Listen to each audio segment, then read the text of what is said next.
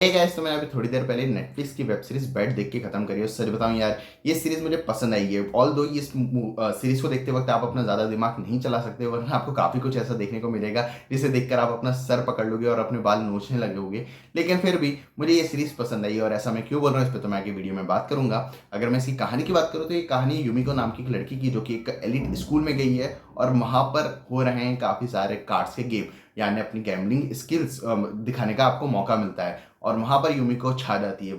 उसके पास कुछ ऐसे स्किल्स होते हैं जिसको देखकर सब इंप्रेस हो जाते हैं, और साथ ही साथ कुछ लोग उससे जेलस भी फील करने लगते हैं। ये लोग कौन है, किस तरह के यहाँ का माहौल है, यूमिको कौन है, उसका पास्ट क्या रहा है, वो यहाँ क्यों आई है, क्या उसका प्लान है, ये सब जानने के लिए आपको ये मूवी सीरीज देखनी पड़ेगी। अगर मैं इसकी स्क्रीन प्ले की बात करूँ तो पर्सनली मुझे इस सीरीज का स्क्रीन प्ले ठीक ठाक लगा है, क्योंकि जिस तरह से ये सीरीज स्टार्ट होती है, अपनी पूरी सिचुएशन को स्टैब्लिश करती है, हमें कैरेक्टर्स के साथ इंट्रोड्यूस करा जाता है, बताया जाता है कैरेक्टर्स किस तरह के किस सिचुएशन में क्या कुछ कर रहे हैं, वो सारी चीजें ठीक ठाक है। हमारे स्टार्टिंग से सीरीज में ठीक ठाक से कनेक्शन बन जाता है और हम जानना चाहते हैं कि अब आगे क्या होने वाला है और कैसे होने वाला है। फिर जिस तरह से सीरीज आगे बढ़ती है, अपनी पूरी सिचुएशन को एक्सप्लोर करती है, वो सारी चीजें भी मुझे ठीक ठाक लगी हैं। किसी पॉइंट पे ऐसा फील तो नहीं हुआ कि मैं बहुत ज्यादा इंटरेस्टेड हो रहा हूँ कि आगे क्या होने वाला है और कैसे होने वाला है, लेकिन फिर भी मैं बोर कहीं भी नहीं हुआ, जो कि एक अच्छी बात है। कंक्लूड नहीं किया गया है सीरीज को, इसलिए इस सीरीज की एंडिंग की बात मैं ज्यादा नहीं करूंगा, क्योंकि इस सीरीज की ओपन एंडिंग है, यानी इसका सेकंड सीजन आ सकता है।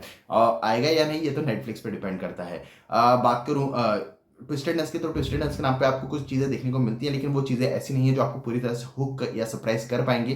जैसा मैंने स्टार्टिंग में ही कहा कि इस सीरीज को देखते वक्त आप अपना दिमाग नहीं चला सकते, वरना आपको काफ़ी कुछ ऐसा देखने को मिलेगा जिसे देखकर आप अपना सर पकड़ लोगे। तो इस सीरीज को देखते वक्त अपना दिमाग मत चलाना।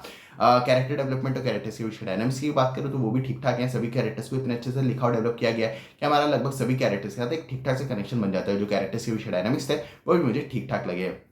और भी कुछ चीज़ें जिन पे बात की जा सकती है, लेकिन उन चीज़ों पे बात करने का मतलब ही नहीं बनता, क्योंकि एक फन टू वॉच सीरीज है जिसे आप अपना दिमाग बंद करके देखने वाले हो। अगर आप दिमाग चलाओगे तो डेफिनेटली वो सारे फ्लॉज आपको देखने को मिलेंगे, दिमाग नहीं चलाओगे तो वो सारे फ्लॉज काफी आराम से इग्नोर हो जाएंगे। बात करो एक्टर्स की परफॉर्मेंस की, तो सभी एक्टर्स का काम काफी अच्छा है। चाहे आप किसी की बात करो, पर्सनली मुझे सभी एक्टर्स का काम पसंद आया है।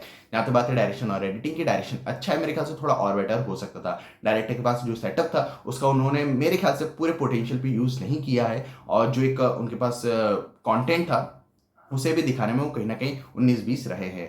जो एडिटिंग है वो भी मेरे ख्याल से थोड़ी और बेटर हो सकती थी। बात करूँ प्रोडक्शन क्वालिटी की, तो टॉप नॉच है ही।